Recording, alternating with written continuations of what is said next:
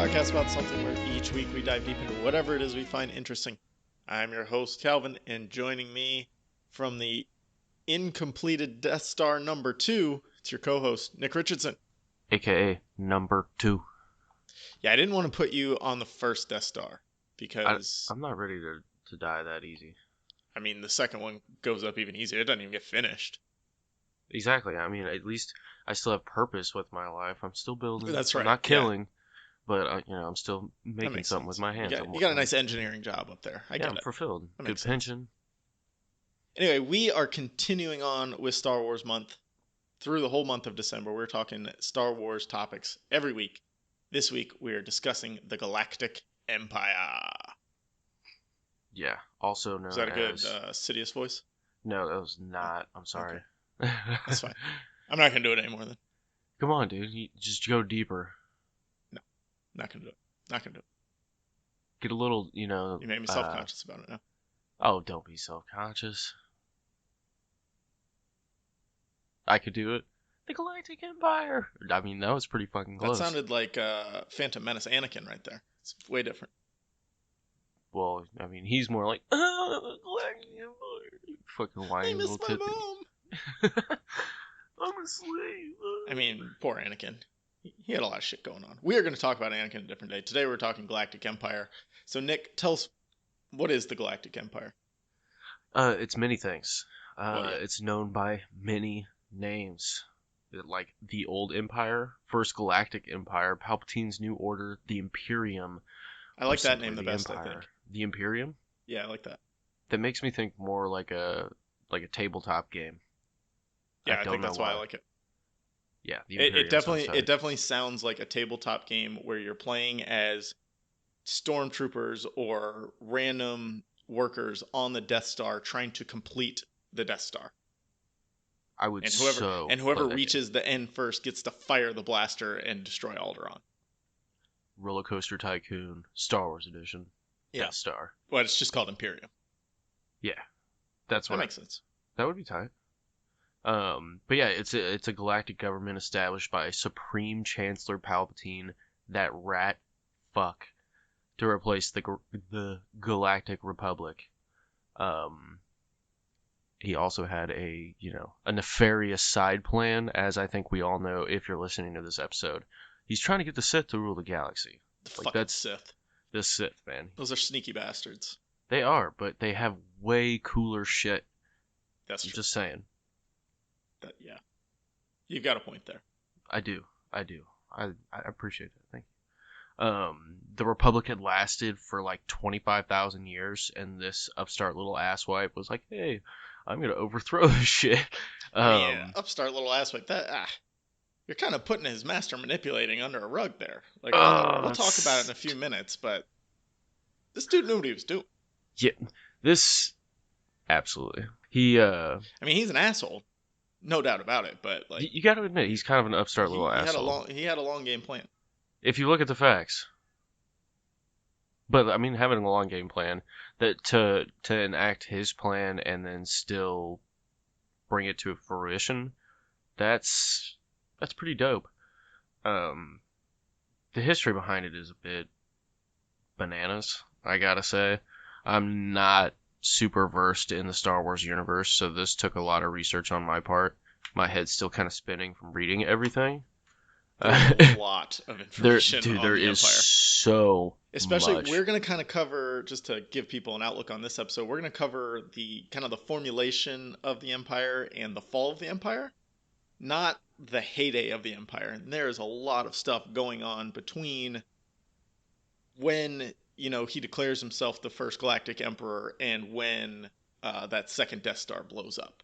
There's just so much that I had no idea that existed. But there's a lot of great other resources that you guys can go get that information from. We don't have that much time here. There'd be like a 4-hour podcast if we tried to include everything that happened in... I mean, it's only like 25 years or something, but it was a dense 25 years. Political turmoil does that. But yeah, the upstart little asshole, aka Master Manipulator Supreme Chancellor Palpatine, decided the Republic needed to go. And apparently a lot of the galaxy agreed with him. And by instigating political turmoil and bringing about the Clone Wars, as well as infamous Order 66, this dude pretty much devastated the fuck out of the galaxy, which is, pretty awesome for one guy, I gotta admit. Yeah, he's out there pulling strings on both sides and just brought the Republic crumbling down, which is pretty difficult to plan that far ahead to do something like that. Yeah, and to continue, as we're seeing with these movies coming out, apparently he planned this far ahead. Like, that's, even further than what we'll be covering for the most part. Um, and yeah, once the Purge of the Jedi Order was done, he was free to kind of declare himself the Emperor of the Galaxy. And he organized it into a new, organization where with him at the head. And after his death in the third Star Wars movie of the original series, he Return of the Jedi. yeah, it kind of started to fall apart without him at the head. Except it existed as one entity or another. I mean, we kind of see that in the Mandalorian. The Empire's fallen, but there's still factions out there and shit like that. Mm-hmm.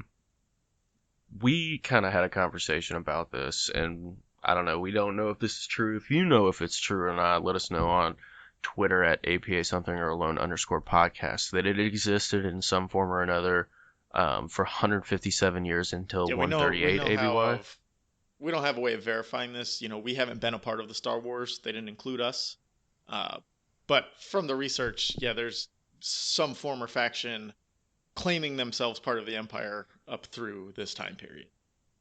And I mean, we'll discuss it later, but it's basically, I mean, it's a series of ideals that a lot of people subscribe to, and I think you can really say you follow the Galactic Empire for, eternity if you really wanted to. It just depends. And yeah, it depends who actually listens to you and who gives a shit that you say you follow them. Yeah, and I mean, you need one really important person to listen to you, and then maybe, just maybe, Take you it'll catch seriously on. as a threat, yeah. Yeah. Um, but I thought it was super fascinating how it's such a small group. I try to look broader than the one man. That's kind of why I flippantly refer to him as the upstart little asshole, because there was so much more involved. And to be able to manipulate everything so minutely, yeah, that's crazy. It's just borderline unbelievable in my opinion. Well, and it kind of fell apart without him. Yeah, yeah, A, that a, doesn't a that doesn't you last. look at the Roman Empire and the whoever the first Roman Caesar was.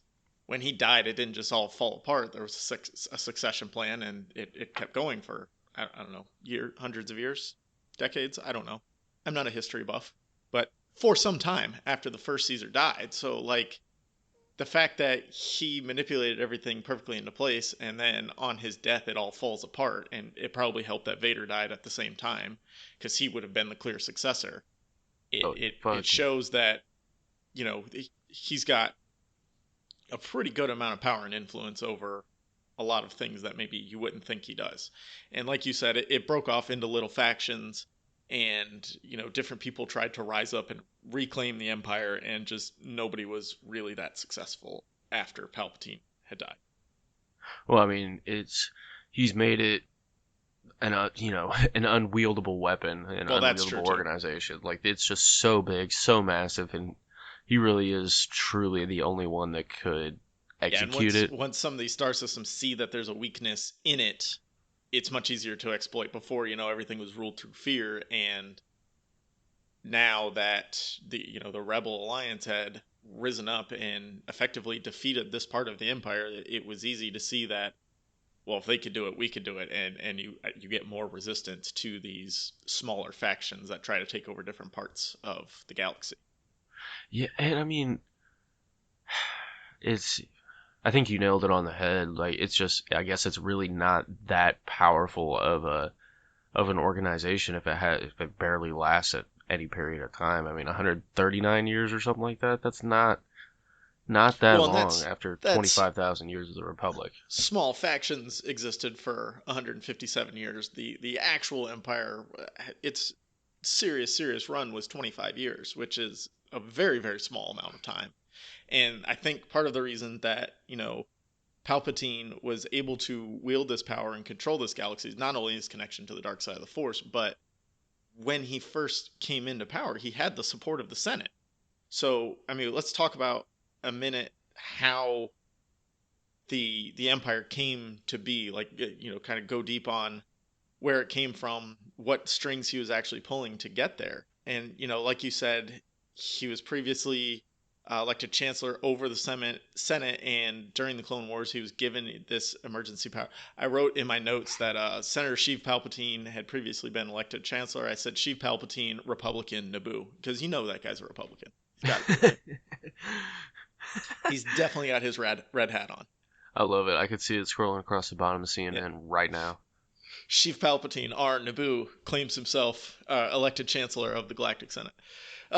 His hands are fucking huge.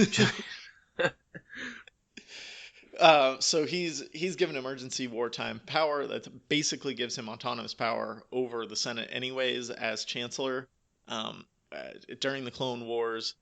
And this power just kind of keeps growing and growing and growing throughout the Clone Wars series. You can see it's like a 3 to 4 year period where he just kind of keeps taking these little things and putting them into his own pocket and consolidating his own power. And then it comes down to it, and he refuses to give up his power and proclaimed himself the first Galactic Emperor. So I mean, it echoes the Roman Republic so badly. It's basically a shot for shot remake of like 50 different emperors, but they were men, and this guy is like a supernatural force that can. Well, yeah, that's true. He is basically a wizard with a laser sword. Literally see the future. He may or may not be able to create life out of nothing. There's a lot of things he can do that Roman emperors couldn't do, I would say. Yeah, I mean, you poke him a couple times out of his fingers. Seriously, live for fucking ever. It seems like dude looks terrible. He looks like a walking ball sack. Well, that was just because he got, hit with his own lightning for several minutes. for several minutes. I guess that's, the new operation that'll be going on here in a couple years. Everyone will walk around looking like a fucking ball sack. It's just a shock, it's a little one. It's no big deal. I got the sheath. Yeah. No big deal. Went to the spa, got the sheath. It feels great. I feel like a new man. Really feeling refreshed after getting the sheath at my local spa. So let's go step by step how his plan and what all of this work he had to put into it. First, he convinces Padme Amidala who is the Queen of Naboo at the time and serves as a representative on the Senate, convinces her to request a vote of no confidence in the previous chancellor, Finis Valorum, and that passed with flying colors because dude was just wrecking shit with the trade wars with the Trade Federation. And then and he didn't do it himself because he knows if he does it himself, people see his hands in things more. But if he can convince her to do it, then it's harder for the Jedi to catch up to him, which we'll get to the Jedi's role in all this. And then he's eventually named as Valorum's successor as Supreme Chancellor, which that's just a position. He's just like the, what do they call it? The Speaker of the House or the head senator. I don't remember what they call it. I'm really bad at like politics and government shit like that. We won't dive into that topic. Thanks. Except for, real life politics. We won't go there. So he's basically the Speaker of the House of the Galactic Senate at this point. It's just a position because somebody has to run meetings and keep things going through the proper channels, right? Someone's got to be a face. Exactly. But then in the intervening years, he continued to manipulate the tensions between the Republic and the Trade Federation and the whole separatist movement. Like I said, he kind of grabbed these different little powers. He took over the banking guild and all this other stuff that, normally other people ran, but he was just like, no, I'll take it on. And he just kept taking on responsibilities. So then everybody was in his pocket when he needed them. He used his apprentice, Count Dooku, to do a lot of the legwork in this time of basically being the quote-unquote separatist leader and pushing them in the direction that Palpatine needed them to go in, because Palpatine can't show up and be like, hey guys, I need you to blockade Naboo. Oh, I'm from Naboo, and I need you to stop blockading Naboo. He can't be on both sides, so he uses his apprentice, Darth Maul or Count Dooku, to do this legwork for him, because they don't know that necessarily he's the chancellor anything, but they know to follow his orders. He, I'm sure they know that he's a chancellor. I don't think so. That'd be really hard to keep from them. Yeah, I think the dark be side would be interesting. like, hey, he's a Yeah, if chancellor. somebody knows if his apprentices knew that he was playing both sides of it, let us know on Twitter because I've never I've noticed never, that. yeah. He I would always just wears his hood assume. when he's talking to him, kind of with his face covered. So yeah, that's interesting. I'll have to look into that. He also, at this time, manipulated the former Jedi Sifo Dyas into commissioning the clone army to fight against the Trade Federation's droid army if and when they were needed. This is kind of all buried under secrecy, but Sifo Dyas, when he went out there, he wasn't really going under his own power. He was basically manipulated by either Dooku or Palpatine and kind of in a haze when he went out and ordered the commissioning of the clone army. And none of the other Jedi knew about it, and I think he returned, but he shortly after was no longer a Jedi. So a lot Yeah, of interesting stuff going on in the shadows with that commissioning of the clone army and getting it built. And Dooku was the one who recruited Jango Fett to be the face of the clones or the body of the clones. he's like, hey, dude, I'm gonna clone the fuck out of you, and I hope that's cool. But But you we'll kill, save you you one still, that is yeah, like a child. It's yeah, not actually a child.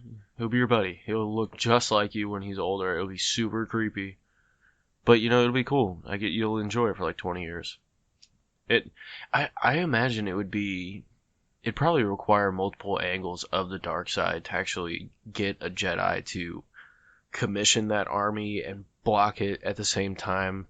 From my understanding, the Force is like a network almost. You know what I mean? It's like Mm. that life force through the galaxy, and Jedi can tap into that, like to shield But at it the same from the time, the dark Force. side can somehow cloud it because for several years he's right under the Jedi's noses and they have no fucking clue.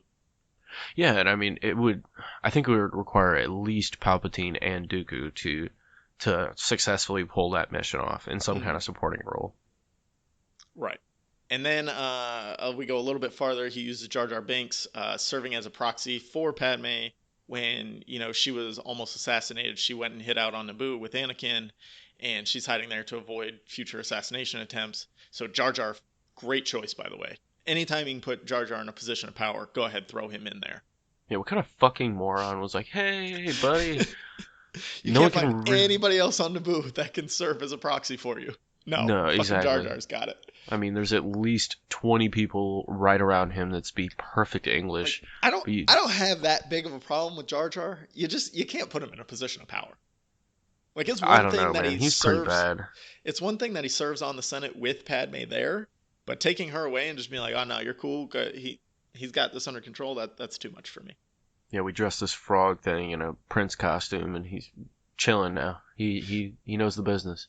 So Palpatine gets Jar Jar to pass a motion granting Palpatine emergency powers for the duration of the Clone Wars, and that in the beginning the emergency powers is basically so he can say go ahead with the clones, send them out ready to go. Yeah, and And then that's he a just fucking huge retained order. those powers forever. And then this is from Wikipedia, where I got most of my research, the fandom site.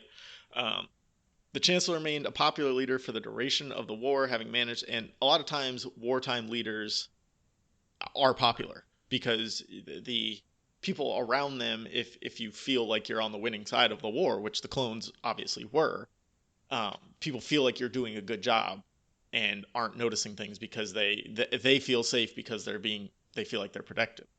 Look at So look at America for example. Dwight yes, D. Eisenhower, George Bush. former general. I mean, George even Bush. Yeah. more recent. So he remained popular during the duration of the Clone War. Managed to stay in office well beyond his term, and this was at the will of the Senate. The Senate said, "Look, he's doing a good job. We're going to keep him there." And he during that time, he consolidated and centralized his own power. His influence expanded at an unprecedented level while the Republic shifted from a democratic government to an increasingly militarized and authoritarian regimes on the grounds of security and stability. In addition to his authority as commander in chief of the Republic military, Chancellor exerted more power and control over the Senate, the courts, and even the media, with the HoloNet News becoming a state run program in order to ensure that information would not be compromised by the Confederacy of Independent Systems. Uh, Palpatine Palpatine's hold over the Republic further expanded with the additional amendments to the Galactic Constitution, while public support for the Jedi weakened as the war carried on, paving the way for his ultimate ascension to Emperor of the Galaxy. So, has anybody So, tuned into Fox News recently? Um, yes, there's some shades of that going on. this is like damn near shot for goddamn shot. They- of what's attempting to be happening. I hope American people are smarter than to let that happen, but I don't want to give too many people too much credit either. Uh, he's a Sith Lord. God, I hope not. The Oh only my Sith god. Lord he is Darth Jar Jar. I can see that. They're Uh, buds. They fucking roll around in the mud. But his smear campaign of the Jedi is absolutely brilliant. How the well, and fuck do you smear it's kind of on religious? point though. Oh, it is. I totally agree. But I guess they're kind of a looked upon with awe figure. You know what I Yeah, but mean? it's also they're for a They're normal person who can't sense the Force. They're kind of these outcasts and weirdos almost of like, yeah, they pretend to move things with their mind. They think that they can move things with their mind. They think that they're the only ones that can use these lightsabers. It's kind of it doesn't line up with any actual. I won't say it doesn't line up with any actual religions, but like the major three religions, those are more ingrained in everyday life than the Jedi would be. Like nobody who is not force sensitive is ever going to follow the Jedi way. So they would be looked on as outsiders to me. So it would be easier to get common folk to turn against them as these space wizards are coming to fuck you up with their light swords and their moving shit with their mind. it's fucking weird, man. It's weird. I So don't I know what get they it. I do. get how easy that Yeah, would be for him it's to a really kind of good point. turn public opinion on them. And during this time, he's spreading tons of pro-republic, anti-separatist propaganda, trying to instill a sense of patriotism and unity among senators and among common folk to say, like, we're here for the republic. And as this whole time as they're gaining patriotism in the republic, he's turning the republic into himself. So saying I'm here for the republic is akin to saying I'm here for Palpatine, and Palpatine. that's one small step to what he actually wants then. But then we come to Order 66, as you mentioned. One of the best orders in the world. Well, one of the Ever. most notable orders, let's say. It definitely was a little bit better than Order 666. Yeah, So yeah, we'll go there. way better than Order 65. Yeah, Not quite as fuck good as Order 67. that. Um, so this was to me, this is the biggest key in establishing the First Galactic Empire. The Order 66 was actually part of the clones' programming when they were being trained and brought up. Uh, it was programmed into them. They had a chip or a programming chip or something installed that when this command is given, they turn on Jedi commanders. Uh, so that was something interesting that I realized through watching the Clone Wars, that this existed. It wasn't just like he had to talk to the clone commanders and actually get this. It was a programming. There was no way for them to get out of it unless that chip was removed for them, which there were some clone commanders that it was. Uh, Now, do you say the Clone Wars TV show? yes, I have never gotten the chance to really sit down and watch that.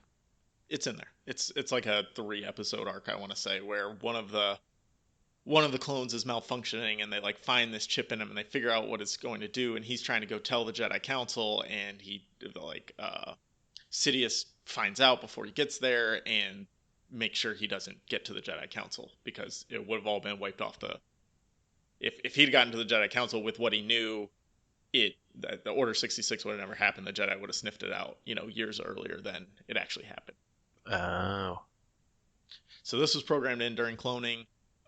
Palpatine, at the same time as Order 66 is going on, sends his new apprentice, and we'll get to him in a future episode. This new apprentice is some guy named Vader. Interesting guy. Vader. He sends him to the Jedi Temple on Coruscant to eliminate any Jedi who are there, and also all of the younglings who are training. Yeah, he's like, sorry, bud, you gotta go. And so the Jedi were the Republic's first line of defense. They ran espionage jobs. Again, not great at the espionage because Palpatine operated right under their noses for like at least 15 years. They were not good. They're like, They yeah, we awesome. they provided investigations. They provided counsel to the Senate and to the Republic at large. They did so many other things to help move the Republic forward, and he just wipes them out in an instant. Yeah, he does not fuck around. There are some exceptions. Some survived. Yoda and Obi-Wan, obviously, and then the guy in Jedi Fallen Order. There's a couple in the series Star Wars Rebels that have survived. So there's few Jedi still out there, but they're in hiding mostly because they know if they come out, they're gonna get dead real quick. Yeah, they're gonna die. They're Yeah, just gonna die. yeah, it's not gonna be good for them. Well, I mean, especially as their use as battlefield commanders. Exactly. I mean, they have no armies to lead anymore, so it's something that until they build a force, they're just kind of wayward. Well, yeah, and they don't. They were in a easy position to be taken care of because they all commanded different uh, factions of the clone army. So the clone troopers just had to turn around, and you see that in episode 3 when it happens, they just turn around and shoot, and they barely can protect themselves because it's all of a sudden 10-on-1 when they're not even expecting it. Yeah. Uh, and then he's able to use dead. his Mace Windu comes to arrest him. He's able to use that battle as leverage and proof that the Jedi are trying to take over and trying to remove him from office and take over the Senate for their own gain. Because they attacked him, he's able to say, look what they did. The Jedi were acting against the Republic, not with the Republic. And I mean, technically, he's not wrong. They did try to take power away from him. He just refused to give it up, and they were planning on taking over the Senate themselves on an interim basis to keep stability until they could restore actual stability. Uh, when they found out he was a Sith Lord, because the Senate doesn't know he's a Sith Lord, he's able to kind of use exactly what they did, but turn it around and say, no, the Jedi are the bad guys. They fucking tried to kill me. I mean, they're legit usurpers. If we're being factual, you know what I mean? Yeah. He came to power legally. He was legally voted in. They're also technically right because he's going to do bad things, and they see that. But at the same time, he's also right because they did try and kill him and take him out of power. It's quite the quandary. It is a conundrum. Yeah. So now the Jedi are mostly out of the way, and effectively they're labeled as traitors to the Republic, so they can't help anymore at this point. Palpatine sends Vader to Mustafar to exterminate the remaining power structure of the Separatist movement, along with the leaders of the Trade Federation. And he just knifes them down with his lightsaber real quick. Yeah, he fucks them up. And now he's really able to demonstrate threats to the Republic from both within the Jedi and without the Separatist movement. And just as a visibly scarred and injured person, he addresses the Galactic Senate and announced reforms, which, I mean, these have been his plans from the beginning. He says, the Senate is no more. I'm declaring this the first Galactic Empire, and I am your first Galactic Emperor. And to thunderous applause, because the senators were on his side at this point because he turned everyone else against himself, and seemingly through that, the Republic. Yeah. Fucking crazy. Yeah, he's master manipulator. Yeah. Dude was a beast. I mean that's my note. Pure masterstroke of manipulation, playing the long game, unseen by absolutely anyone around him. And this is the reason that the Sith were so feared. Not only are they powerful Force users, but they can manipulate anyone around them. They can cloud the Force and make it near impossible to root out who is actually a Sith and what their actual plan is, unless they just show up and are like, "Hey, I'm a Sith. What's up?" Yeah. They hey, I'm Darth. Yoda, one of the most powerful Jedi, can't see what's 2 feet in front of his face. That is so I mean, he's got to meditate on it for a little bit, but that's got to take so much effort. Like, what are the limits of his power is what I want to truly know. I mean, I'm pretty sure at one point as he's shooting lightning at Mace Windu and throwing him out a window, he says, "Unlimited power!" So there is no limit. In his mind, at least. Until Darth Vader chucks him down a reactor. Well, apparently, I mean, he's still here. Well, there's a lot of theories about what's going on with that. We don't know until we actually see the movie. If it's him, it could be a clone, it could be a Force ghost. There's a lot of things going on. We don't know yet. There's a lot of things going on. So, we have the Galactic Empire established. Take us through what that power structure looks like. Who's the leader? Who's next in command? Just go down the list. kind of let's get an idea of how this is set up as a organization. Well, it has a lot of parallels with fascist governments. I've kind of noticed as I go through it. Yeah, We've mentioned him a before. lot of parallels. Yeah, it's basically a fascist government, and autocracy with a little bit of fascism sprinkled in, a lot of bit of fascism sprinkled in. um, as we mentioned, I don't Sidious think is it's a on top. sprinkle of fascism. It's fascism It's like with with 99% with a little fascism bit of democracy sprinkled in to make it look like you're not a total dick. with a democracy face mask. Right? Yeah, It's a it's got the North facade of Korean. There you go. democracy. It's North Korea. Yeah, we're free. We're cool. We love it here. As long as you um, say what I want you to say, everybody's free to do whatever they want. yeah, whatever. We're cool. I mean, you're all starving, but I'll kill you. So Sidious is on top, and we pretty much talked him through and through. He's really the only one that could truly lead the Empire, as we saw. Vader is his second in command, and I'm still on the fence if he could actually do it. Like I don't think Darth Vader's patient enough. Yeah, I don't think he has the personality to do it. Like, I don't think he gives a shit.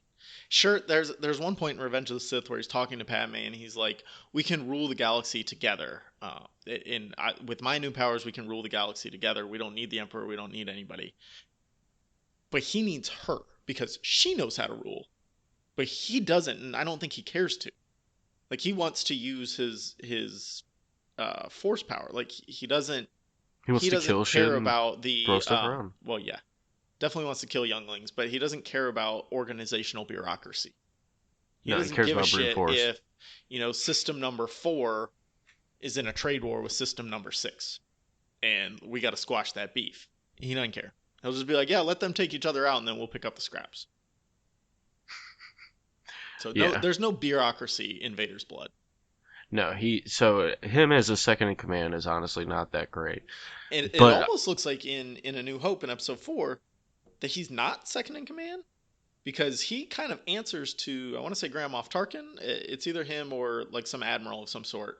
I'm not quite clear on every single person's name. I know they all have these rich backstories from the original trilogy, but hmm, every character who appears in one scene, I don't remember their name off the top of my head. But there's somebody who it looks like they kind of have authority over Vader, and maybe it's just like this guy has, situational yeah, like authority. he has military authority, but Vader has decision making authority, kind of thing. So maybe they're more horizontally aligned than somebody's over the other. Well, I mean, at the same time, Like, I'd love to see an organizational chart of the Empire. I'm sure there's one out I'm there. sure there's one out there. I'm very sure. You mentioned a well, below Vader's the Imperial Senate, which is just kind of, hey, we got this Senate, Yeah, democracy, woo. it's like, we're gonna Um, make you guys think that you're still making decisions and being helpful because that makes you feel safer and like you're not living in an autocracy, but you're not really doing you anything. totally are. Yeah. They're the mouth and the voice for the people. Mm. Below them's the Grand Moffs. I think I had it I right the never. first time. So is a moth like a real thing, or is it something made up in Star Wars? I think it's something made up in Star Wars. I Okay, don't know. It might be like like a a rank Turkish made up word. in I Star don't know. Wars. Yeah. Well, they're administrators, so I Right. mean it breaks down between certain sectors on certain planets, and that just how it goes. It's government is a million level complex organization, and this has millions of levels that kind of go under that Grand Moff's umbrella. Oh yeah. And then as a separate but kind of equal entity to that's the military, which fuck their military is banana land. Vast. Yeah, well, I mean, any fascist government has to have a huge, awesome military, and they gotta have cool names. So there's the Imperial Guard elites at the top. Love those Um, guys. Very cool yeah, looking. they're all Imperial something. So Imperial Army Command, Naval Command, the Starfighter Corps pilots. They're basically super dope pilots. The Stormtrooper Corps. I like how they call their spaceships like that's their navy, which you think of a navy as being in the sea, but in this case it's spaceships that traverse planets. Yeah, in I don't know Halo, what else you call it, but I like that. we could call it our Space Force. Oh, Yeah. Star Wars Space Force, the Imperial Space Force. That sounds kind of tight. Sorry. um, Once we get below kind of the Army, Naval Command, there's the Stormtrooper Corps, which I think that's what everyone's the most familiar with. Oh, That's we're kind going of to talk the about some stormtroopers here in oh a minute. fuck yeah, the We've got the like 3 grunt. hours on stormtroopers coming up in a minute. Stay tuned. We're gonna crunch it into like 12 to 13 We have minutes. we have 3 hours of stormtroopers that we're going to try and get you in 10 minutes. It's gonna be dope. And then you kind of have on the same level the Security Bureau, which is like military intelligence. They're very good at espionage, persuasion, code That's what breaking. I want. That's what I want the next Disney Plus series to be. Imperial espionage. Like, what are That these guys out spying? that I might want be to see kind of that. cool. Yeah. Or you could just, I Disney Plus, really hit me up. enjoy. Sorry, No, go ahead. I just had to make sure Disney Plus knew I have an idea and they can call me. anytime. Yeah. I'll give you more details on it if you want. Hit me on Twitter at APA something. There you go. Dang. So yeah, it's very multifaceted and it's all a well-oiled machine. Like when I'm reading up about it, something that was so intense and so domineering really about the German army in World War One, for example, like why they just kicked the dog shit out of the rest of the world for the most part is how well drilled, how well uniformed, It's how well precision, right? supplied. Oh my Everything is God. precision. If everything's precise, then nobody can step out of line. Well, there's And a if you do quote I step out of love. line, you die. Exactly, and I mean you kind of see that in The Force Awakens, um, with Finn and shit like that. Oh yeah. But a quote I thought was super cool from World War One is in this little Belgian town they watched the German army come through, and they referred to it as a wall of gray steel that went past them without a broken step for 23 hours straight. And that's what the Imperial, structure reminds me of. Hmm. And you see it everywhere. They all got the nice uniforms and they're all very full and not starving and cold and the rebels kind of got it Well, and rough. that's how you recruit too. Is you see these starving people on planets, and you say, "Well, look at these guys. They're the top of the top. Come be one of these guys, and we'll make sure you're taken care of." And that gets people to support your cause because they don't want to die of starvation on their little backwater planet. Luke was talking about going and joining up with the Empire at one point in A New Hope because he just lives on this little shit planet and he wants to do something that's not moisture farming. And he talks about one of his friends goes and joins up with the Empire, and he wanted to go with him, but Owen and Beru wouldn't let him. And the rest is history after that point. Yeah. It's a good thing he didn't join up with the Empire, but at the same time, it's the only option for a lot of people if they don't want to just be nothing. I mean, if Luke didn't have a path, he's a perfect recruit for the Imperial Army. Exactly. Well, same with Han Solo as we see in Solo, a Star Wars story. He's got nowhere to go. He just needs to get off his planet so he can someday meet back up with Kira. He goes and joins the Empire. Because what else are you going to do? How else are you going to get off your planet? Yeah. He's like, I gotta get away from this horrible fucking actress. Well, yeah. Empire, can I join you, please? Except he wanted to get back with the horrible actress. I do not. He's Get got to into get the away for a Clerks while. She appeal. needs training, and then he'll be around later. Yeah. Whatever. So let's talk about these stormtroopers. All dressed Yes. to the nines. These are the elite shock troops of the Galactic Empire. As members of the Stormtrooper Corps, an independent branch that operated under the Imperial Army, they served as the frontline assault forces and formed the backbone of the Imperial military. Indoctrinated to support the ideology of the New Order, Stormtroopers were fanatically loyal to the Empire, making it impossible for them to betray the Imperial cause. With their signature white armor and E-11 blaster rifles, Stormtroopers became the face of the Empire on countless worlds they patrolled throughout the galaxy. Think of Which the you see that. Immortals, Persian Mm. army. That's what or at least what I think of, or the Spartans. They all have that matching amazing armor. They're basically faceless underneath, and Well, and the best training, and they're badass. you see it in Star Wars Rebels. You see it in the original trilogy. These stormtroopers show up. Everybody knows what they are, whether they've seen one or not, and they know to be aware because they're there for a reason. They're patrolling for a reason. They're usually not just like chilling in the bar. That's all they do is patrol, patrol, Right. patrol. So the clone troopers that composed the Grand Army of the Republic became the first stormtroopers during the early years of the Empire. Over time, the cloning operation on Camino was shut down, and future troopers were no longer cloned but recruited from the Empire's human population and then still trained for absolute loyalty and obedience. So they're put through rigorous conditioning and training to become, follow any orders at will and don't question anything. Which is hard to do with people that are conscripts. Exactly. Well, and then the clones, due to their accelerated aging process, they began causing their physical skills and abilities to deteriorate faster than they would have liked. So they were replaced by non-clone volunteers and conscripts. Amidst the groundswell of nationalism and popular support, and this is what we were talking about with Luke and Han, many signed up to become the next generation of the boys in white. The mythos and appeal of the former clone troopers giving the new stormtrooper ranks a sense of grandeur and glory. Because during the Clone Wars, these were the good guys. Everybody wanted to join that army and help further the Republic. Which is just a beautiful, amazing stroke of And now all of a manipulation. sudden, these are the bad guys. Yeah, Well, I mean, but that's part of Palpatine's plan. He knows by having the Separatists start this war and then using the clones that people will look up to the clones and see the clones as heroic.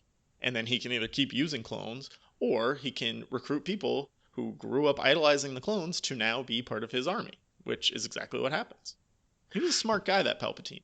he was, but I do think he didn't really account for inherent like fighting ability. You know, an army coming off the Clone Wars and stuff like that, it's got that inherent fighting ability, and I think when you replace the clones with human conscripts, no matter what training they got, you lose a lot of that intrinsic, battle ability, that experience. And I think that, I want to say that led to the degradation of the Empire within such a short period of time. We're going to talk about that. Stormtroopers were used to bring any remaining Separatist worlds into line. So basically, if somebody's saying they don't want to join the Empire, Stormtroopers are sent out there to basically occupy that planet until they could replace their leadership with somebody who would join the Empire. The First Order. Okay, so this is fast forwarding to the First Order, which followed a lot of the Empire's. They basically followed the Imperial script in building up their ranks. The First Order conscripted human children into its growing army, modeled on both the Republic clone troopers and the Imperial stormtroopers. Members of the new generation of stormtroopers were trained from birth and conditioned by the First Order to ensure absolute loyalty. But whereas the Empire settled for a numbing routine, the First Order's training simulations and live fire drills encouraged improv on the battlefield, making their stormtroopers more dangerous than the ones that serve the Empire. And you can kind of see that. We just watched The Force Awakens. We were doing a Patreon special on The Force Awakens sometime this month, so check that out. But you see, they just kind of go in and start shooting. They don't wait for anything. They don't patrol. Like, they're just there to fuck shit up. Yeah, they don't give a fuck, man, and they're pretty overwhelming too. Like, there's no more really small bands of them. There's a shitload, and well, even in the first scene of The Force Awakens, when Kylo lands his ship, there's like 30 stormtroopers that come with him to hunt one fucking guy in this tiny ass village around him, and they just lay waste to it because they don't give a shit. They need what they need, and they don't care. And peace out. to me, it felt like, and we'll talk about this more on that episode, but it felt like the Empire was more ask questions first and then shoot if necessary, where the First Order is shoot first, don't worry about questions. We don't need to ask questions. We'll pick your pockets when you're dead, and we'll figure it out then. Exactly. So there was a training regimen. The Imperial cadets were shipped off to Imperial academies and subjected to rigorous training programs in order to produce highly trained shock troopers, fiercely loyal to the Empire. And this is something I just watched on. I started watching the Star Wars Rebels animated series, and there's an episode that kind of focuses on this, and I just watched it. And that's kind of cool to see that process that they go through there. That sounds pretty tight.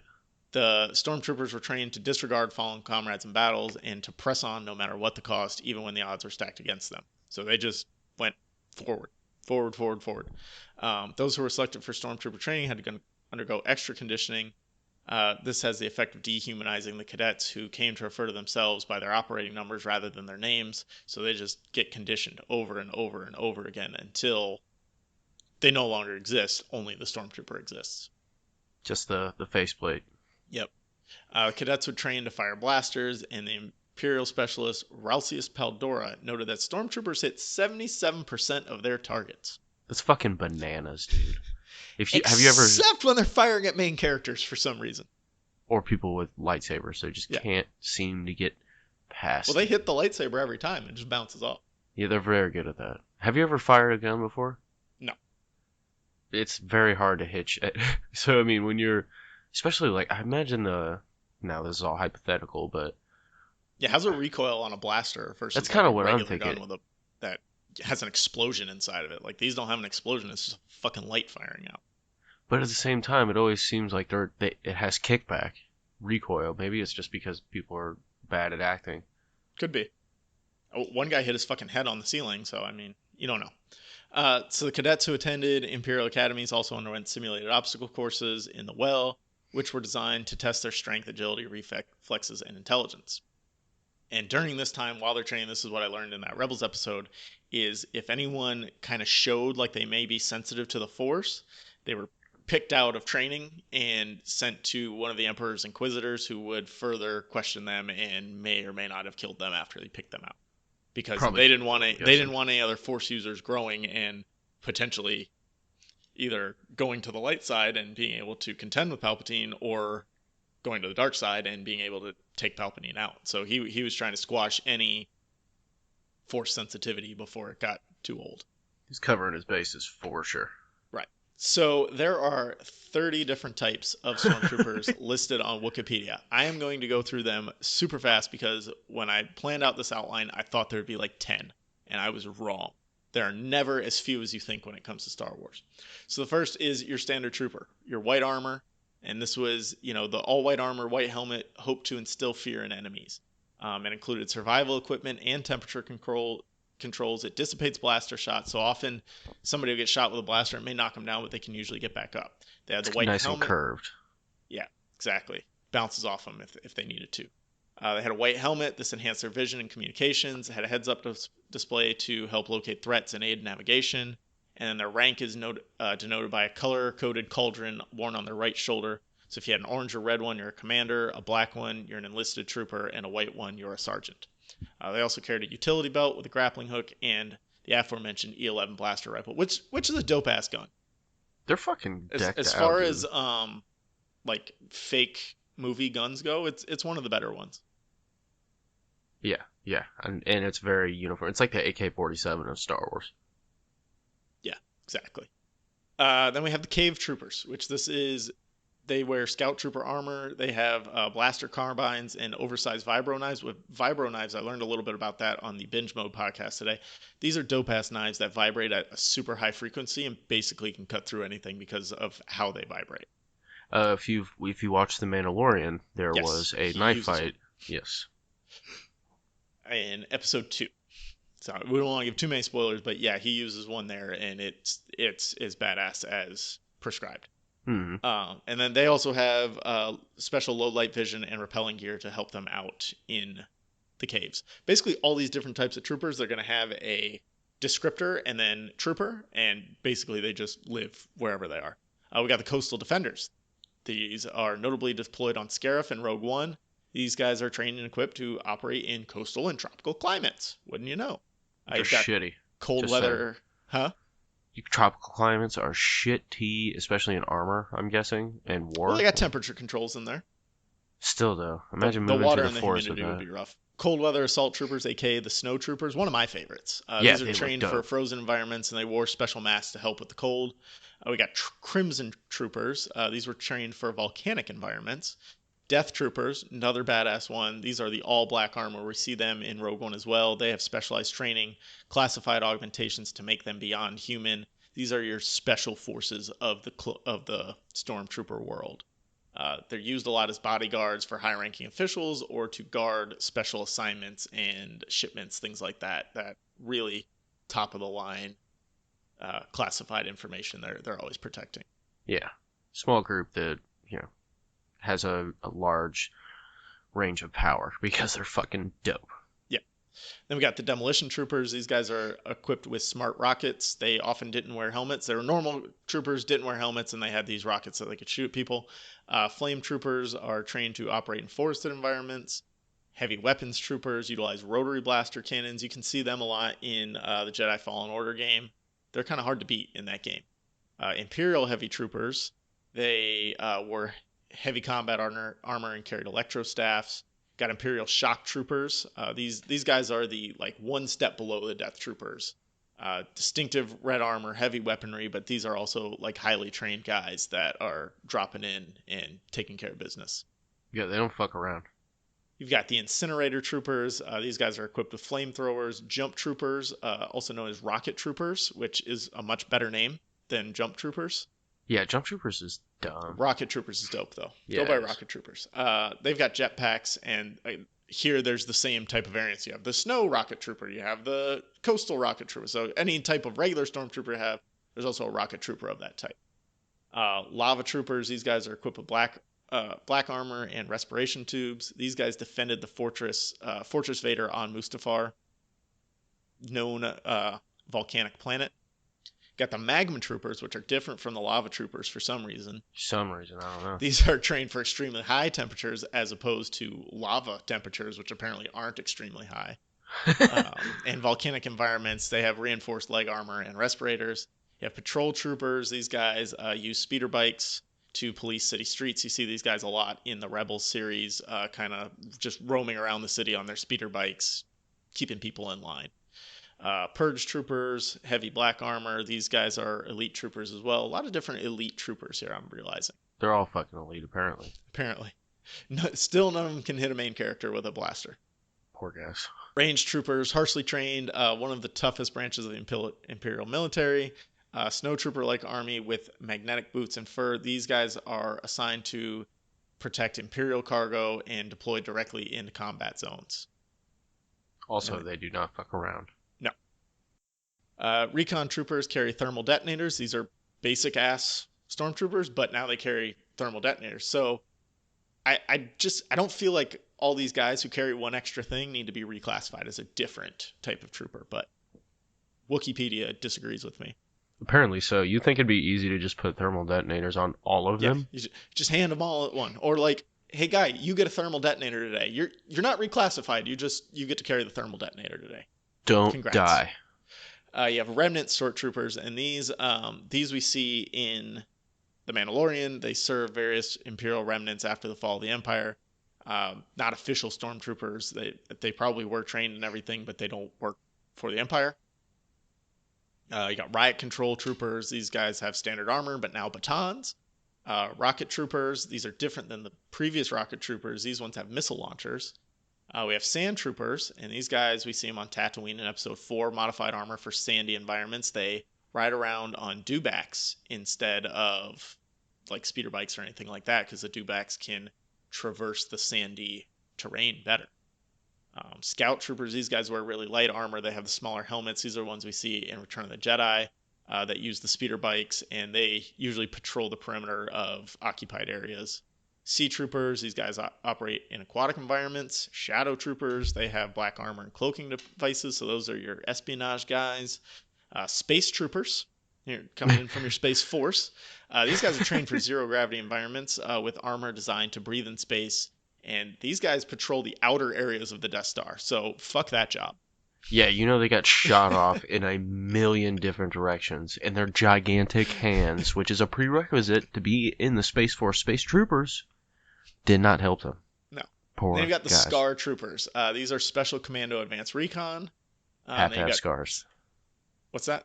They have to have scars. Like, bro, you gotta have a lot of scars to be in this. It's an acronym, but yeah, you gotta have a Scar too. I know. It helps. It helps get inducted into the Scar Troopers if you have a badass scar. You have to have at least two. There's only two more types of troopers left. We've got the Storm Commandos. These are special forces again, a fifth type of special forces. And then we've got the Swamp Trooper, and these are trained for amphibious combat. Which brings us to Twitter. Finally. 30 entries later. We got through those 30 entries pretty fast, though. Yeah, like 12 minutes. So we asked on Twitter, what is the best variant of the Stormtrooper? Because we were diving deep into the Galactic Empire. The options on the poll at APA something were the Imperial Stormtroop. Apparently, I can't finish words there. The Death Trooper, the Scout Trooper, or other. Leave his comment for a shout out. Death Trooper won with 43% of 65 votes. Imperial Stormtrooper got 32%. The Scout Trooper was 15%. So, Suck My Fanfic at Suck My Fanfic. It's this one, and he's got a GIF of the Stormtrooper hits his head on the ceiling in Episode 4. Sorry, buddy. Which is a great GIF. Yeah, it's a GIF still. God damn it. Self, Hero of Tennessee, at Magus of the M. We heard from him on our football movie Superlatives. Go back and listen to that. He votes Snowtrooper, which I'm right there with you, man. Me and him, we're eye to eye on a lot of this stuff. Apparently so. The Merc with a Movie Blog, at Movie Blog Merc, gives a vote for the Death Troopers, and then gives a second vote for the Flame Troopers and the Shock Troopers, and he's got pictures of all those. The Shock Troopers with I've seen a lot of Black Series Shock Troopers toys out on the shelves. So I'm thinking they're going to play a big part in something coming up because there've been a lot more toys of that out there. Really, really has. And then we got All Talk No Show podcast at ATNS podcast. He's got a GIF of the Death Troopers all lined up with their blasters, basically the seals of the Empire. I'm going to go with Death Troopers. Those look dope. Remington Brainbird at Wolfshark84. Coastal Defenders are pretty dope, but the Death Trooper is all black. How can I compete with that? I like the look of the Coastal Defenders, but like you said, that's got to be a shitty job. Yeah. Not as bad as the Space Trooper, who could at any moment just walk off of his mount and be lost forever, but I don't know that I want to be like half in the water, half out all the time. No, that would suck. I mean, imagine the swamp nuts. Yeah, I'm not a fan. The Unknown Critic at A_Nani_MAUS. The Sarlacc Poo Trooper, a tough as nails clone that survives digestion with digestive juice resistant armor. I think he made that up. Or it's some weird legend story because there's a lot of I'm weird sure legend stuff. there's so many different minute little fucking dumb variations. These were just the 30 in canon. I can't imagine how many there are in Legends that were just like this one-off thing that did this one thing one time that had special armor for it. Jeremy at JECamp86. Loved these guys. Death Troopers again. There's another gift there. They didn't feel like typical pushover troopers. Immortal Beloved. Something at SW the Draken Saga. Gives a vote for the Purge Trooper. Surreal Talk at Surreal Talk Show. Clone Troopers over all others. I don't know if they count here because they're not Stormtroopers technically. They're Clone Troopers. It's a different thing. Different served a precursor. different master. They're a precursor. Kind of. Yeah. We'll give you half credit. And then we've got Quentin Neff at QNeff Music. I wanted to say Arc Trooper, but that's pre-Empire. Then I wanted to say Captain Phasma. That's post-Empire, so he or she went with the Death Trooper. Death Trooper is kind of winning. And last but not least, Caleb D. Law at CDAWGLAW. George Lucas. Yeah, I know it's in a fanfic that I wrote, but he's the creator of the Star Wars, so OC Stormtrooper George Lucas because it's George effing Lucas. So this dude wrote his own fanfiction. Suck my fanfic. Get on this. Find this fanfiction. Put it on your show. Let us learn more about George Lucas Stormtrooper. That would be intense. I'm in for that story. Yeah. Thanks again for all the feedback. Every week we do a poll on Twitter revolving around the episode we're going to record and give shout outs. So thanks again, everyone who participates. That's at APA something we on love Twitter. It. And we've got more to go into. So this is interesting. We talk about the 77% hit rate of Stormtroopers when they're training. There's a theory out there about the Stormtroopers have such terrible aim when it comes to main characters, as I've alluded to many times. Basically because the Force needs the right people to survive. So the Force is manipulating in some way. The midichlorians are manipulating the Stormtroopers' blaster fire to miss whenever they're shooting at Luke or Han or Leia or Rey or anyone else that's important to bringing balance to the Force. It's making sure that these Stormtroopers miss.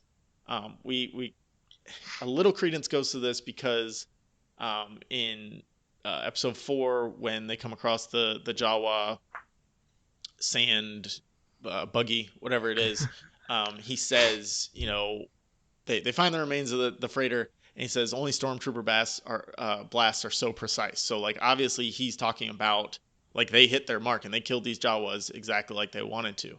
I don't understand another way that you can explain that these soldiers who've been literally trained and conditioned their entire lives have 77% accuracy rating, and they just miss every time a main character's on the screen. Which is, I think the I Force is agree. doing I that. think it's kind of a cop out. Just otherwise, It's not a canon explanation. It's just a fan I theory mean, out there. But it I makes like you it gotta makes think that sense. it And has you to know make the sense, right? stormtroopers are so fucking pissed. They're like, "Ugh, why do I keep missing?" Like I had him in my sights. I don't know how I missed, boss. Yeah, Darth Vader's Force force chokes him. crunches them into a little ball. Don't fucking miss. So let's talk about what happens after the Empire is defeated. End of Episode 6, Return of the Jedi. How did this come about? I know we kind of started in the beginning and are ending at the end. We didn't cover a lot in the middle. Again, there is a ton of novels, comics, TV shows, a lot of stuff to dive into if you want to know what's happening in those intervening 25 years. I read some of it on the wiki. There's just no way we have enough time to get into all. We don't even have enough time to get into what we're going to get into, but we're going That's how to we do. because we're here. I mean, it So go check that shit out if you're interested in what's going on seriously, in those there's 25 so years. much information. It's a good rabbit hole. Especially Star Wars Rebels. I'm like 8 I episodes in, can't and wait it's to get honestly a started great now. show. Thank you very much. If I were you, I would start with Rebels over Clone Wars. Clone Wars technically came out first, and chronologically it happens first, but Rebels is a better show after 8 episodes. Sorry, I can't say that. You gotta do Wars first because there's spoilers for Clone Wars and Oh, Rebels. So you gotta do Clone Wars first. You won't know then I'll certain have to things do going Clone on. Wars first. Sorry. Um, There you go. it's alright. Damn. I'm loving all this new TV to watch. Got The Mandalorian, Watchmen, Clone Wars, Rebels. Disney Plus. It's fucking Get dope. at it. All right. So what happened to the It Empire? it all How did they started in fall? the beginning, man. Martial law was initiated almost immediately upon the ascension of Palpatine as the face of the Empire. That's obviously gonna cause a shit ton of dissent. Like, imagine if you have a world that's basically a giant America where everyone has fucking guns. Like, that'd be tough, man. And they don't want to listen to some emperor. Except the people who have guns in this world are actually using them against citizens. Like their job is to use And them that's against also, citizens. Which I yeah, guess that happens in America too, but it's not some their of them. job to do it. Well, yeah, Um, that's true too. It's a much grander scale. Let's say that. yeah, yeah. But like with any great, evil is this sounds weird to say, but any great evil organization, and by that something that's just so, something the universe had never seen, that took down the previous organization and is just extremely vast, well oiled, took everybody off guard.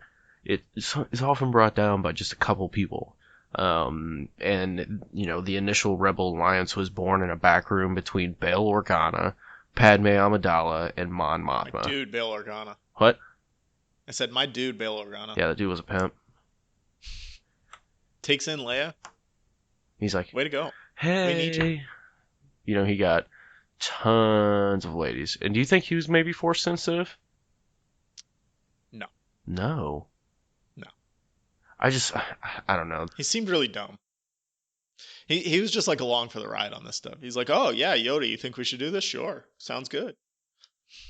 I'll take the girl. I mean, he let his entire planet get blown up, so he should have seen that coming.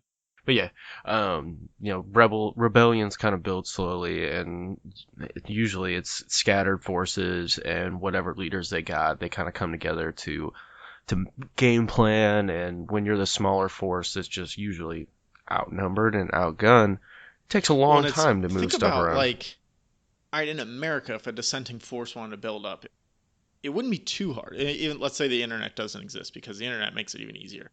But it wouldn't be super hard to find each other across how big America is. But this is a fucking galaxy that they'd Yeah, have this to is find a other galaxy. sympathizers with the rebel plot, basically.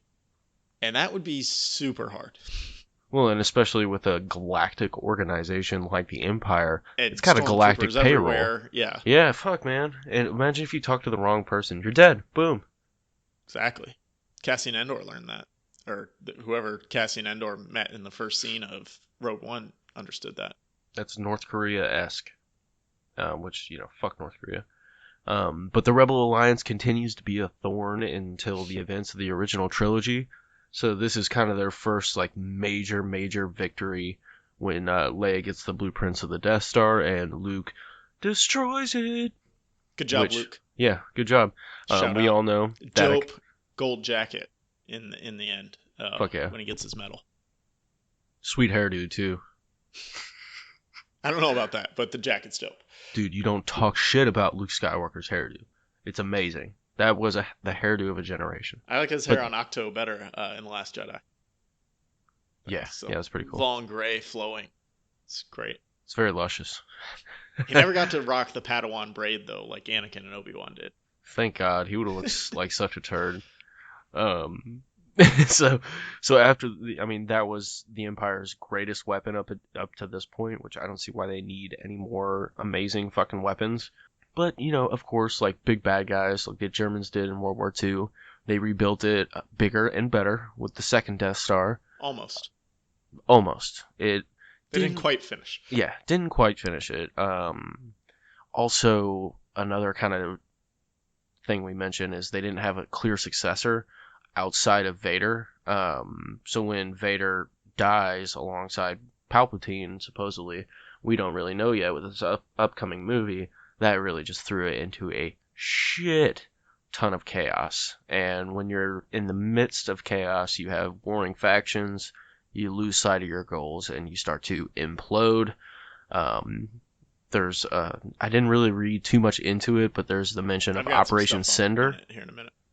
And then, the Empire's, boom, dead. It's gone. Yeah, they clung together for like 4 or 5 years after the Emperor died. Like a very generous faction clung together, a pretty good size, and then it just went to shit after that. Yeah, it was bad news.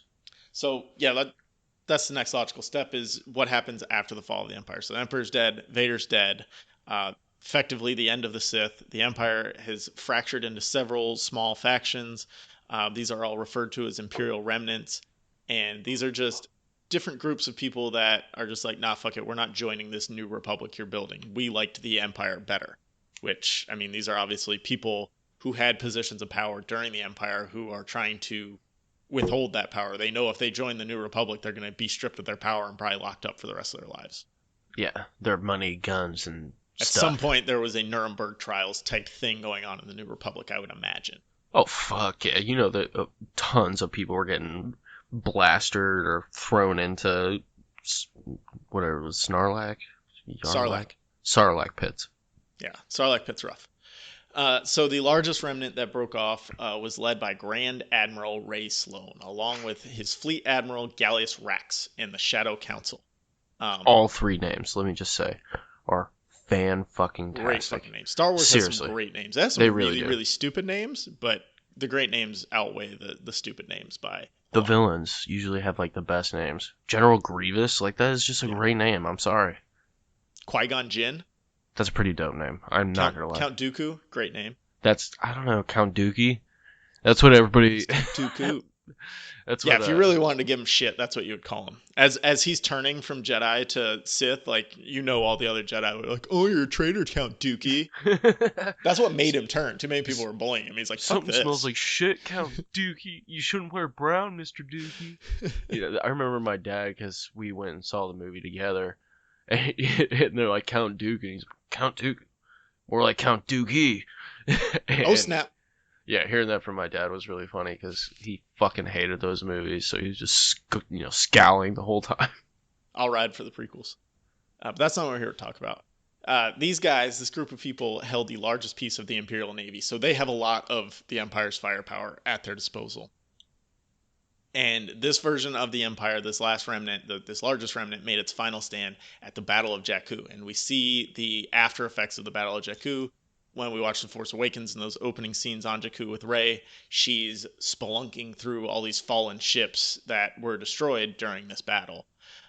It was the final stand for the actual Empire, and the Empire formally dissipated and signed an accord with the New Republic called the Galactic Concordance after the Battle of Jakku, when they couldn't stand up to the New Republic anymore. They basically got beat down and neutered. And yeah, I believe that battle was almost 5 years after the Battle of Endor. So Return of the Jedi to Battle of Jakku, about 5 years in there. What remained of the old establishment was forced to remain within the borders of the core and Inner Rim and agreed to some punitive stipulations. That's kind of what we were talking about with the Nuremberg trials. Everybody's got to stay close to Coruscant so they can have an eye kept on them. The central government on Coruscant was reorganized into provincial administration overseen by New Republic observers.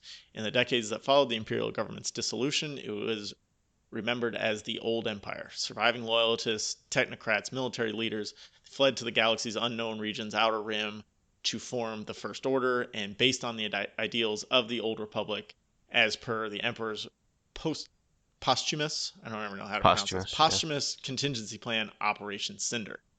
Google that if you want more info. There's some pretty dope shit in there. But basically, it laid out the plan to build the First Order, which we see in the sequel trilogy. The First Order evolved into a military faction led by Supreme Leader Snoke, who, like Sidious, was a master of the dark side of the Force. Not a Sith, but a master of the dark side of the Force nonetheless. We see what happens with the First Order in the sequel trilogy, obviously. Yeah. There's also a novel trilogy out there called Aftermath, which I have it on audiobook. I want to read it. It sounds really cool. It covers a lot of what's going on with the Empire after the Battle of the Endor. So I think it takes place in that 5 years between the Battle of Endor and the Battle of Jakku. I've heard it's really good. I'm super pumped to start listening to it. I've got to catch up on a lot of podcasts before I get back to my audiobook game. I might do that myself, actually. Yeah. It's called Aftermath. It's a trilogy. They're not very long on audiobook. I think each one's like less than 6 hours or right around 6 hours. It's like one and a half a day for me at work. Yeah, that's not for audiobooks, that's not long at all. I listened to the Song of Ice and Fire ones, and those are like 30 fucking hours. So yeah, those take a while. So there's this growing movement in the fan base, and it's very popular on Reddit. It's also very popular on YouTube too. Is it? I haven't gone into the YouTube depths of it, but I'm on the subreddit for it, and I kind of read the stuff every once in a while, but it's kind of stupid. Basically, the thought that the Empire did nothing wrong. What do you think of that line of thinking? I think it's a crock of shit. Good choice of words. Yeah. I mean, they slaughter trillions. I imagine there's trillions in the galaxy. I mean, there's also a movement for Thanos did nothing wrong. So, like, come on now. People are just dissenting to dissent at some point. Yeah, and I think it's kind of, what kind of person are you? I'm not saying you're a terrible person if you think that like a lot of people think the world's overpopulated. If you literally think in earnest that the Empire was not a shitty organization, then yeah, you might want to look at yourself in the mirror. Yeah, I mean, I'm not really down for subjugating people. Like, that's not really my flavor. So I don't really agree with that, and that's what they were all about. The thing I like about the subreddit is it's a lot of people just taking pictures of, like, the Imperial insignia on a car, or, you know, some kid dressed as a stormtrooper, things like that, and, like, I always like seeing that stuff. So I like that part of the subreddit. I don't like the guys that get into, like, this long, drawn-out, well, you know, kind of, it makes sense if you're thinking from the Empire's point of view. Well, no shit. On the surface, like, you can see how it would make sense if you've only seen the original trilogy and you don't think about what goes into gaining all that power. Because from the Emperor's point of view, he's just trying to instill peace and prosperity across the galaxy. He's all well-doing, and these rebels are coming in. They're fucking everything up. They're the ones that started this war, not me. I just want peace. There's stormtroopers on this space station that, you know, they're just doing their job out there on the side of the space station. You came and blew it up. What the fuck is wrong with you? That guy had a family. They're just bastards. Stormtroopers don't have families.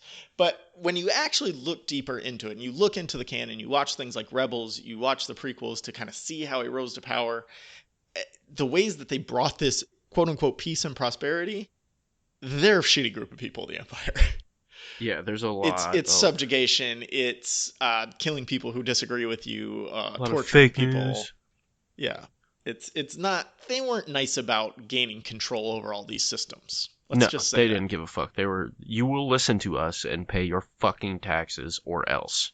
Yeah, or else you will die, and then Yeah, somebody else will come in and do it, and then we have peace. yeah, Yeah, and sure, we had to kill a few million people, but now we have peace because this before we guy wants go, to do what we want. we'll dance on all your graves. Yeah. Bye. So the Empire did nothing wrong. If you think that in all earnestness and you think that they actually did nothing wrong, you might be a fucking crazy person. You might need some therapy. You are silly. If you're like me and you just like looking at pictures people share of different stormtroopers in weird places, then that's fine. Yeah, I mean that's kind of one of my things I like to look at, along with like sandwiches. Really good sandwiches. Sandwiches. Oh Nice. yeah. So the I sandwiches love a good subreddit. picture of a sandwich. The problem with a good picture of a sandwich is I don't like any of that shit on my sandwich. I don't either, No but I mean I'm lettuce, no still sitting there tomatoes, like, mustard, all of that. But the sandwich, if the picture's taken good, it looks good, fuck even if yeah. it has all that crap on it. Yeah. Do you have anything more on the Empire? After the sandwich tirade, I just We can do threw out 4 there. more hours on what goes on in that 25-year span if you guys really want. But I for one am mostly talked out on it. I'm pretty talked out of. Unless you want to give us $100 on Patreon, I will Yeah, give talk us the fuck $100 on out of that. Patreon. We'll do the 4-hour special episode of what happens in those 25 years. Well, you That'll will. be a special tier of Patreon. $100, you get the special 4-hour episode of what's really going on in the Empire. If this wasn't enough Galactic Empire talk, start at Wikipedia. They have a ton of information in there They about what's really going fucking on, do. Jesus. years when it's happening, who's doing it, what's doing it. I try not to include a lot of years and names because when I'm reading it, the names go in one ear and out the other. I'm sure when you're listening to this, for the most part, they do too, unless it's a main character in one of the stories we've already, witnessed. So like saying all these random ass names, they're badass and fun to say, but it's not going to do anything to help you learn It's what's hard to going make on in them the stick, Empire. for sure. Yeah. But I was just astounded by how much backstory there is on it. It's got everything from economy to religion to languages, everything in between there is included on Wikipedia. There's, uh, you know, the Rebels series. There's the book series we were talking about. All kinds of comics that take place in there. Go read the Legends stuff if you want to find even more stuff that's crazier and even more out there. But there's all kinds of stuff. I thought we were going to get into super, super detail, but honestly, in an hour and 20 minutes, we barely scratched the surface of what was going on in the Empire. That's the best we can do without getting totally boring. And going for 4 hours. Yeah. Yeah, I can't go for 4 hours, guys. I can't. No, me neither. We start too late in the evening. Like, we'd be up till 3 a.m. recording this. And then I'd have to edit 4 hours worth of audio. That's not fun. Yeah, fucking blows. That would take like 6 weeks for me to do. Yeah, no thanks. All right. Anyways, thank you everyone for listening. Be sure to check us out on Twitter at APA something, at alone_podcast.